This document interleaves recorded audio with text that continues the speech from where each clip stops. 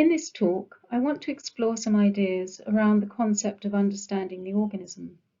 But first of all, I want to thank Alan Critchley for inviting me to contribute to this workshop. This initiative set me to work to put some ideas together that I've been thinking about for a while. One of the things that has struck me during my research career, and that has come to the fore in recent years, is just how important it is to understand the whole organism that you're working on. I feel that traditional approaches to understanding seaweeds, such as morphology, life histories, and so on, have been somewhat neglected recently. Other techniques have advanced, and the molecular revolution has been transformative in our understanding of many aspects of seaweed and opened up many new avenues of research. But there is also the need to integrate this knowledge much more closely with morphology, reproduction, life histories, and to broaden our studies to incorporate more of this work. And more than ever, we need a drive to conserve seaweeds across the globe, both in situ and ex situ. And testament to this is an exhibition at the Natural History Museum, Our Broken Planet, which includes eukumatoids, an exhibit shown here to explore the impact of climate change on seaweed aquaculture. And I'm very grateful to Flower Masuyu and the Seaweed Farms and the Zanzibar Seaweed Cluster Initiative who've helped with this exhibit. Some of the inspiration from this talk has also come about as part of the Global Seaweed Star Project, and being able to work with colleagues from Tanzania, Malaysia, the Philippines, and other parts of the world on this project. And we've been working on trying to understand much better the pests and the pathogen taxonomy and to develop tools for disease defense, amongst other things, for this particular project. But in this talk, I'm actually going to focus primarily on Chondrus crispus, which is a common carrageenophyte in the North Atlantic. And the reason why I'm focusing on this species is because it's been very well studied over many years, and it provides an excellent model to cover my ideas. And we have also developed protocols for microbiome analysis, which we're now using on the eukumatoids as part of the Global Seaweed Star project. In this talk, I'll make some morphological comparisons with eucuma, and I'll present a temporal study of Chondrus crispus and its microbiome, and I'll finish with some thoughts on the way forward. So I'm going to start with a little bit about the life history of Chondrus. And it has the separate gametophytes, the separate male and female, and then fertilization to form the sister carp, releases the carpospores. It produces an isomorphic, i.e. the same morphology, tetrasporophyte here, and then the cycle continues. But if we start to look a bit more closely at this, we find it's rather more complicated than that. Just looking initially at the sister carps, you can see here, they tend to be perhaps in pairs or singly towards the tip of the fronds. You never really get very many on each frond or each part of the frond. And if you compare that with the tetrasporophytes, you tend to get more of these around the fronds. You often get several sori clustered together. The other thing about the gametophyte is that it has kappa carrageenan, whereas the tetrasporophyte has lambda carrageenan. And the other thing that we're all very familiar with is the iridescence that we see, this structural color. But again, that is only found in the gametophyte. And I've thought about that for a long time. Why do we only get it in the gametophyte? And I think it has something to do with protecting the reproductive structures, in particular perhaps the carpogonial branch, where UV light could be damaging to the nucleus that's going to be part of the next generation. And I'll say a little bit more about that in the next slide. But also the other thing to think about for Chondrus crispus, that the fronds have a sort of an annual life history, if you like.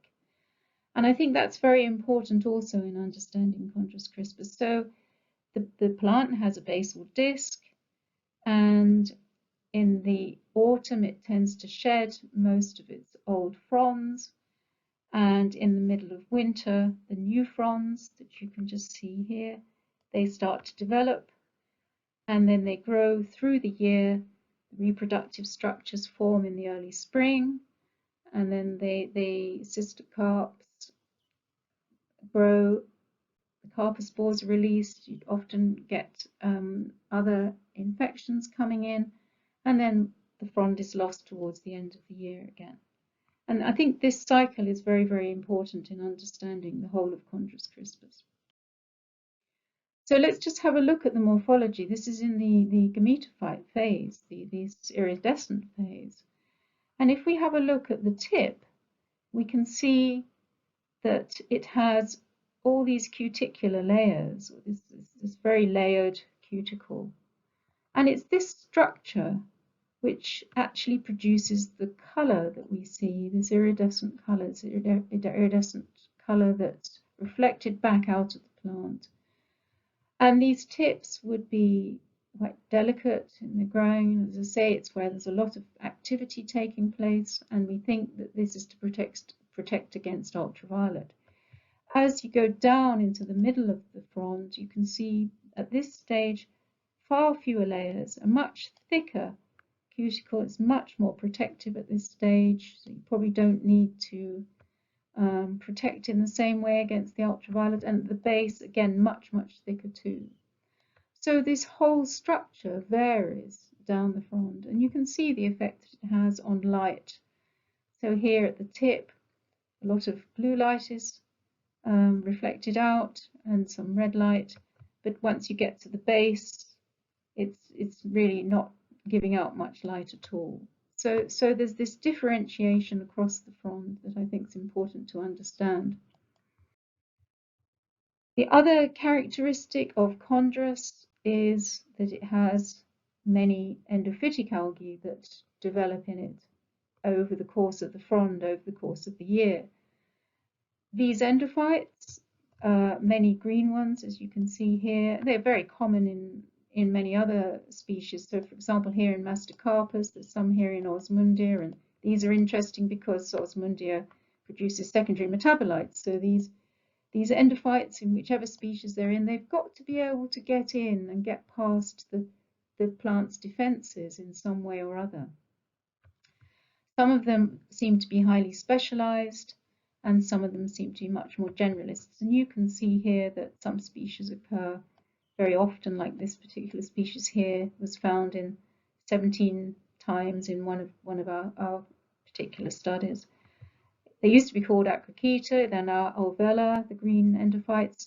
We know that there's a very, very high diversity.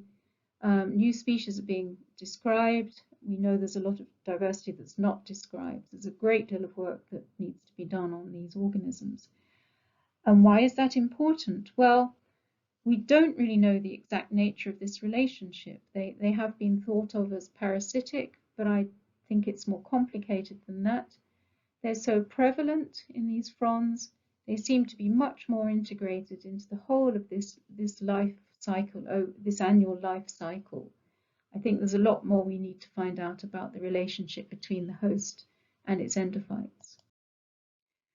Just to show you a little bit more about the morphology of Chondrus, and to show you also that we have these prokaryotic biofilms. So there are also many prokaryotes associated with Chondrus. You can see here there's a very nice sort of film along the top here. But have a look at the morphology. For example, here you've got quite a compact cortex, but you can still see little gaps in between, like sort of in between the teeth almost. And you could imagine that that's the way that some of these endophytes could slip in, and I'll show you that in another slide. Also, you've got species on the surface too, but when you get to the medulla, you can see that this is just filaments, and there are a lot of spaces in between, so it's loose filaments within this central part. And just keep that thought in mind for when we look at the euchemas. Just a little bit more detail here. So these are some epiendophytes where you have part on the surface, such as here, and then if you look underneath these sort of green discs, you find that they have some cells that are going into the cortex here. And then something like ulva, very common. We tend to just see the epiphytes, but they tend to have 2 or 3 cells or a few cells just in the cortex here. And it's a way of surviving perhaps in maybe very hot times or colder times. If we have a little bit more look in detail, you can just maybe make out there's a very, very fine filament here. So these alveolar endophytes, they start as spores on the surface, they work their way down, very fine filaments. And then when they get into the thallus, they expand into the medulla. And they can go all the way through, as you can see here. And I'm intrigued by their whole morphology, the way they work around these cells. I don't know what the relationship is. They seem to be external, but we need to do some more work on this. And I'm very interested by these little gaps here, these little transparent gaps, what exactly is going on. And there's a great deal more that we need to learn about these endophytic algae. If we compare Chondrus now, here on the left here, with Eucheuma, you can see that although they're both carrageenophytes, Eucheuma has a very much more densely packed cortex. And it looks as though it might be very hard for species like these endophytes in Chondrus to get inside, to get into the medulla. It's a very fine epiphytic covering here of cyanobacteria and other organisms. But it seems to be that when you get these epiphytic red algae, such as melanothamnus, which seem to have become very much more abundant in recent years, and some of these we know are non-natives that have travelled in. This damages the cortex, and you can see here that these plants they put down these sort of almost like pegs right into the plant, and once that surface is damaged, then you have the possibility of these green endophytes entering into the thallus. But what's interesting here is, although they're going to sort of the edge of the medulla, they don't seem to be able to get right into this quite dense medulla here that you see in Eucheuma. And that's an interesting difference between the two organisms. And those might be very interesting pieces of information that we can think of in other ways. So again, it's about knowing your organism, and just with that in mind too, just some images here to show you the range of these epiphytes and epiendophytes and endophytes. And so here's the melanothamnus species, for example, making like a volcano, damaging the surface of the host. See here this very spectacular thing here, looks like sort of flying saucer gone wrong. And you can see these pits. And here these are very interesting, these sort of blackened areas that look almost like melanomas. And you sometimes get cyanobacteria growing out of them, but you also tend to find these green, probably a blastophysa or something like that species growing into the cortex. And I'm very interested in the relationship between these melanomic species and or melanomic patches and what's happening here. And you can see this here and these thread-like features. There's a lot to find out, and within global seaweed we're trying to sort of categorize all these different types of impacts on the host. So if we move on now and have a look now a little bit more at the prokaryotes. So this is where we've used Chondrus crispus as a potential model to look at the carrageenophyte holobiome. And so far we've really done most of our work on the microbiome, but just to quickly run through some definitions here. So we have the holobiome, which is really the whole unit, which is the host and all the associated organisms with it. So these are the prokaryotes and the eukaryotes. And we have the microbiome, which is the prokaryotes, which is bacteria, the cyanobacteria. And then there are various other terms that I won't go into here, but maybe more like the pathobiome, more associated with the health or disease of the organism. But we know increasingly that this whole holobiome is extremely important in the functioning of these organisms, and is involved with maybe with morphology, like we know from ulva and things like that, and porphyra. And there's this very nice diagram on the right-hand side here that David Bass put together, which shows you all the different aspects of the holobiome, all the different things that are going on. So what we have been able to do using Chondrus as our model for this is to do a seasonal study over 2 years, where we've actually collected Chondrus from Weymouth, which is our shore here, and you can see the dates here, 2018, 19, 20. We've got a gap with the autumn, winter for 2019 because of the COVID, but we've just about managed to get most of the samples despite the problems of lockdown and so on. And we've taken at least 6 individuals. We haven't always been able to get mixed gametophytes, tetrasporophytes, but we do have some. And then we've taken the tip, the upper thallus, the lower thallus, and the stipe. And we've looked at each of these different components for the microbiome. A little tiny bit about the methods. I'm not going to go into that, but this was developed by Georgia Ward for Chondrus, and this is what we're now using successfully for the eukumatoids.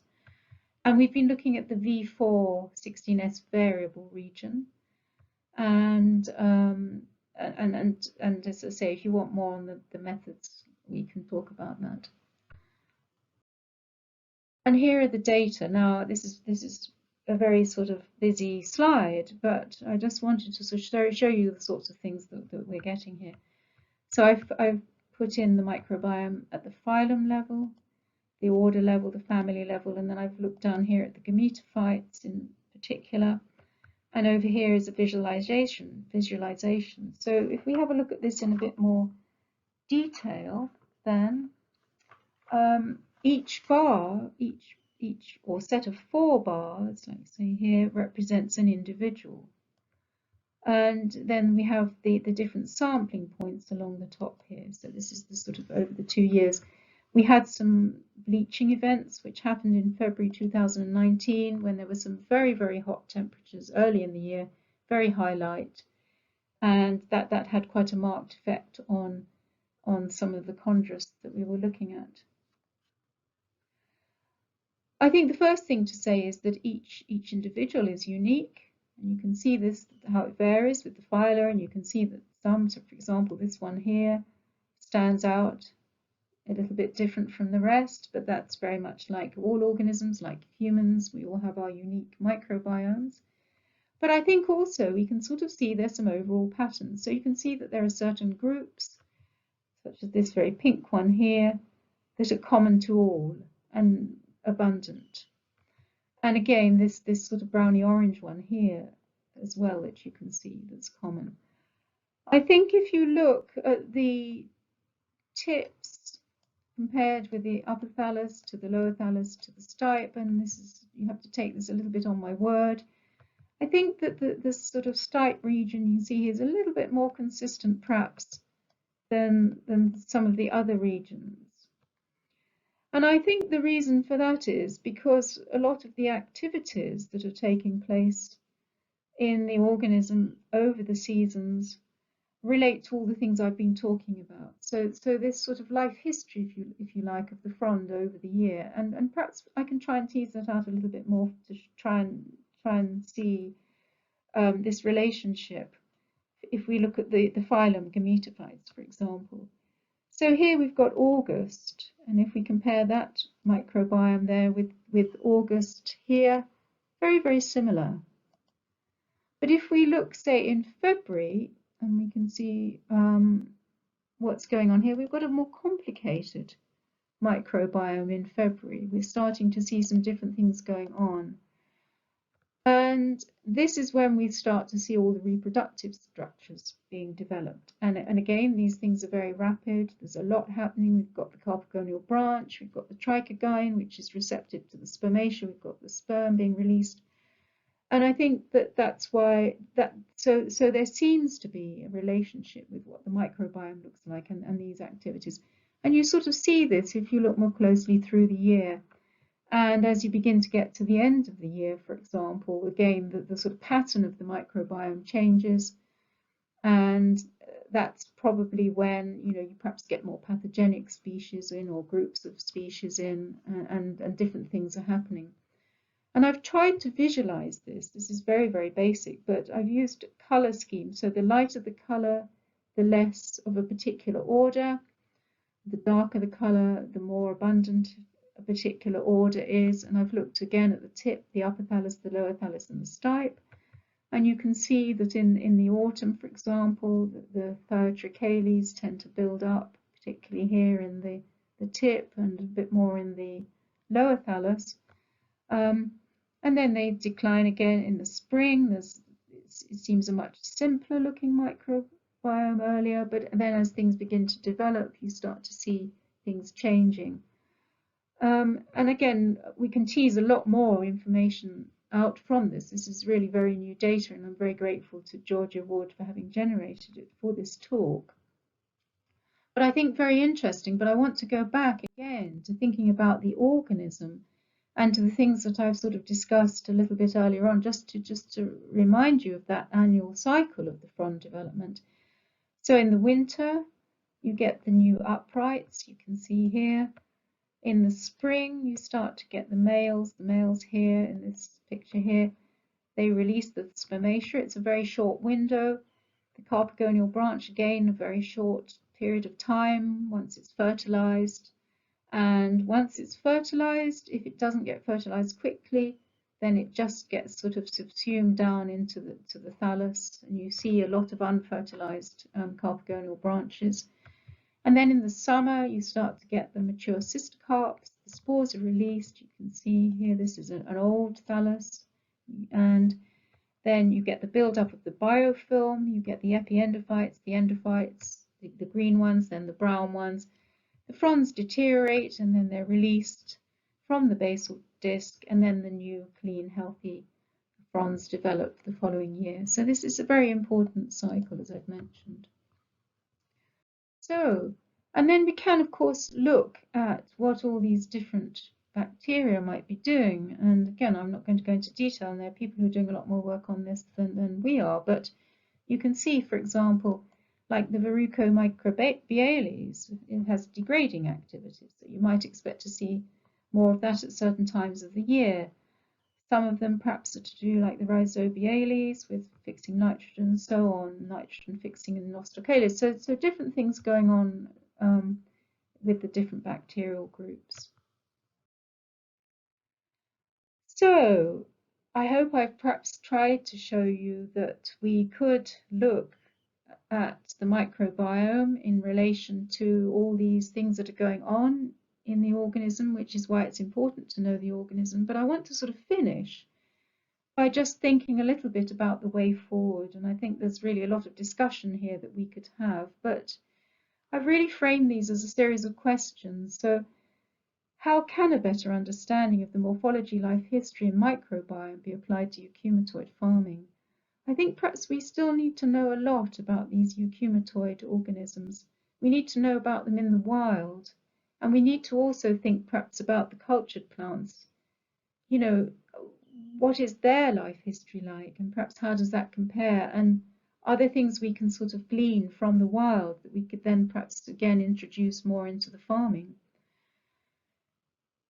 Another question I would ask is, what is the value in determining the differences in morphology, life history, and holobiome of eukumatoid species in the wild compared with in culture? Can this, in relation to all these other morphological things that are going on, help us with a better understanding of perhaps why we're getting more diseases? Are there things that we can do? Are there things that we can manipulate? I think it's just really trying to understand much better the relationship between all these things. How can we how can the knowledge of the holobiome be beneficially applied to eukumatoid farming? Again, this is sort of understanding this whole relationship and how that changes over the year. And all these organisms that we perhaps think of as, oh, they're pathogenic, but in many ways they're just part of this whole cycle. So we perhaps have to change our thinking a bit as to how we might think about these organisms. And lastly, and really this is a really important topic, and I haven't said a great deal about it, but one of the things we really need to do is to think about how we can address the urgent need for conservation of seaweed, wild stocks in particular. We're losing our seaweeds in the wild. We're seeing in our temperate climates, things are changing very much. We're getting a lot of non-native species coming in. We can see species are shifting. We know, for example, that we're losing things like our kelp forests. We know with the eukumatoids that it's getting very hot in some of these tropical areas, and it's getting increasingly difficult perhaps to find good wild populations. And yet in those wild populations, I think, are many of the answers that we need that can help us to move forward with seaweed aquaculture. So I think, again, there's a great deal of work that needs to be done in this way. And with that, I want to just really leave those questions for discussion, and I want to finish by just some acknowledgements. Firstly, to all the global seaweed people, to all our partners. I particularly will mention David Bass, who worked with me on developing the Chondrus crispus project, to Stuart Ross, who has gone out and collected for us, particularly during the more difficult times, Georgia Ward, who's worked very hard on the microbiome data. And I want to thank, again, all our partners, but Flower, Masuyu particularly, and the people of Zanzibar for all the input that they've given to us. I also just want to mention, back in the past, the Chondrus crispus work was done a very long time ago with my colleagues Max Hommersand and Suzanne Frederick, and I learned a great deal just by observing and working very hard at trying to figure out the morphology of Chondrus crispus. I want to thank Alan again for organising this eukumatoid workshop and also for our funding.